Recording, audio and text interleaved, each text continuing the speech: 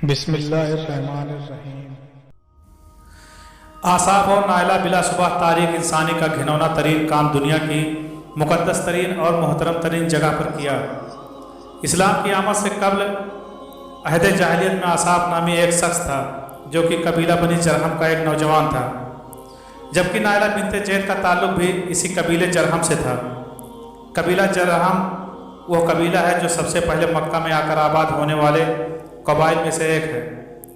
تاریخ میں مذکور ہے کہ نائلہ بنت جید ایک حسین عورت تھی جو نیم عریاں لباس میں اپنے حسن کی نمائش کرتی تھی، اور اسی حالت میں وہ طواف بھی کیا کرتی تھی۔ وہ اکثر لڑکوں کے ساتھ علاقے میں جسم اور کپڑوں کی نمائش کرتے ہوئے دکھائی دیتی تھی۔ ان لڑکوں میں ایک نوجوان لڑکا سردار آصاف بھی شامل ہوتا تھا۔ ایک دفعہ آصاف اور نائلہ تنہا خانہ کعبہ میں داخل ہوئے کہ اس وقت وہاں ان کے علاوہ کوئی نہ تھا۔ تنہائی کا موقع پا کر دونوں ایک دوسرے سے پیار بھری باتیں کرتے ہوئے بدکاری کرنے پر اتر آئے تھے۔ ان دونوں نے خانہ کعبہ میں جناکاری کی۔ جب انہوں نے کعبہ میں یہ شرمناک کام کیا تو اللہ تعالیٰ کی طرف سے ان پر قہر نازل ہوا، تو اللہ تعالیٰ نے ان دونوں کو پتھر کا بنا دیا۔ قافلے والوں نے ان دونوں کے پتھر جسم کو اٹھا کر باہر لا کر کھڑا کر دیا تاکہ لوگ ان دونوں کو دیکھ کر عبرت حاصل کریں کہ مقدس جگہوں پر بے حرمتی کرنے کا انجام یہ ہوتا ہے۔ کچھ دن کے بعد مکہ کے لوگوں نے آصاف کے بت کو اٹھا کر کوہ صفا پر کھڑا کر دیا اور نائلہ کے بت کو اٹھا کر مروہ کے مقام پر کھڑا کر دیا۔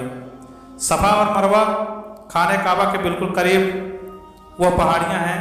انہی دو پہاڑیوں کے گرد بی بی ہاجرہ نے اپنے بیٹے اسماعیل علیہ السلام کے لیے پانی کی تلاش میں کافی چکر کاٹے تھے۔ اس وجہ سے ان پہاڑیوں کو بہت مقدس مانا جاتا تھا۔ جو بھی حج کرنے کے لیے وہاں جاتا وہ اس پہاڑیوں پر چڑھ کر طواف کیا کرتے تھے۔ جب نائلہ اور آصاف کے بت کو وہاں کھڑا کیا گیا تو ان کی سزا یہ مقرر کی گئی کہ جو بھی صفا اور مروہ پر طواف کرنے کے لیے جائے ان دونوں بتوں کو ایک ایک جوتا مار کر واپس آئے۔ کافی مدت تک جوتے والا سلسلہ جاری رہا۔ اس کے بعد لوگوں نے ان کو تھپڑ مارنا شروع کر دیا۔ اس کے بعد لوگوں نے ان بتوں آصاف اور نائلہ کو ہاتھ لگانا ہی مناسب سمجھتے تھے۔ وقت گزرنے کے ساتھ ساتھ عرب کے لوگوں نے ان بتوں کو محبت کی علامت سمجھنا شروع کر دیا تھا۔ قبیلوں میں آصاف اور نائلہ کی کہانی کو بڑے فخر سے ایک دوسرے کو بیان کیا جانے لگا۔ اس کے بعد لوگوں نے ان کو محبت کی دیوی اور دیوتا ماننا شروع کر دیا۔ آہستہ آہستہ یہ صورتحال ہو گئی کہ آصاف اور نائلہ کے بت کو عرب والے بڑے بتوں میں شمار کیا کرتے تھے۔ آصاف اور نائلہ بت کے عرب والے اتنے پاگل ہو گئے تھے کہ وہ ان پر منتیں مانگتے تھے، ان بتوں کو سجدے اور قربانی بھی دیا کرتے تھے۔ مکہ کے مشرکین نے خانہ کعبہ کی دیواروں کو نبیوں، فرشتوں اور بے شمار قسم کے بتوں، تصویروں سے سجایا ہوا تھا۔ انہوں نے خانہ کعبہ کی دیوار پر حضرت ابراہیم اور حضرت اسماعیل علیہ السلام کی تصاویر لگائی ہوئی تھی۔ ان کے علاوہ نائلہ اور آصاف کے بت بننے کے بعد ان کا بت اور ان کے ساتھ 360 بت بھی رکھے ہوئے تھے۔ بنو جرہم قبیلہ بڑے فخر کے ساتھ نائلہ اور آصاف کے عشق کی داستان دوسرے قبیلے کے لوگوں کو سنایا کرتے تھے۔ وہ آصاف اور نائلہ کے بت کو مقدس مان کر اس کی عبادت کیا کرتے تھے۔ آصاف اور نائلہ کا بت آب جمجم کے کنارے رکھا ہوا تھا۔ بڑے بڑے پجاریوں نے ان دونوں بتوں کو آصاف اور نائلہ خانہ کعبہ سے اٹھا کر کے صفا مروہ کے پہاڑیوں کے وسط میں کھڑا کر دیا تھا۔ اس کے بعد وہ باقاعدگی سے ان بتوں کی پوجا کرنے لگے۔ جیسے جیسے اسلام پھیلتا گیا تو لوگوں نے ان پہاڑوں صفا اور مروہ جہاں آصاف اور نائلہ کا بت تھا پر جانے کو گناہ تصور کرنے لگے۔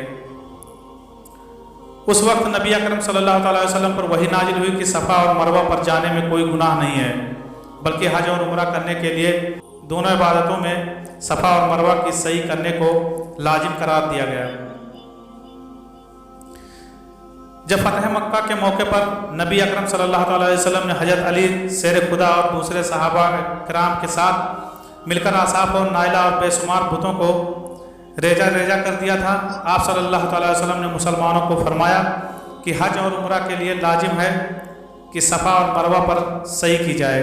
آپ صلی اللہ تعالی وسلم نے فتح مکہ کے موقع پر جب بتوں کو توڑا تھا، ان میں مشرکین کے مشہور بت ہبل उज्जा, लात व मनात और बहुत से बुत भी शामिल थे। तारीख में इनकी तादाद तकरीबन 360 बयान की जाती है। हुबल बुत को मुशरिकीन सबसे ज़्यादा अहमियत देते थे। हुबल बुत की मुल्क शाम के लोग पूजा करते थे। हुबल के माने बहुत ताकतवर के हैं, इसलिए अरबों ने इस बुत को हुबल का नाम दिया था। हुबल बुत को सुर्ख अकीक से तराशा हुआ था। ये बुत कुरैश के लोगों को इंसानी शक्ल में बना हुआ मिला था। कुरैश मक्का ने इस बुत को खाने काबा की छत पर खड़ा किया हुआ था।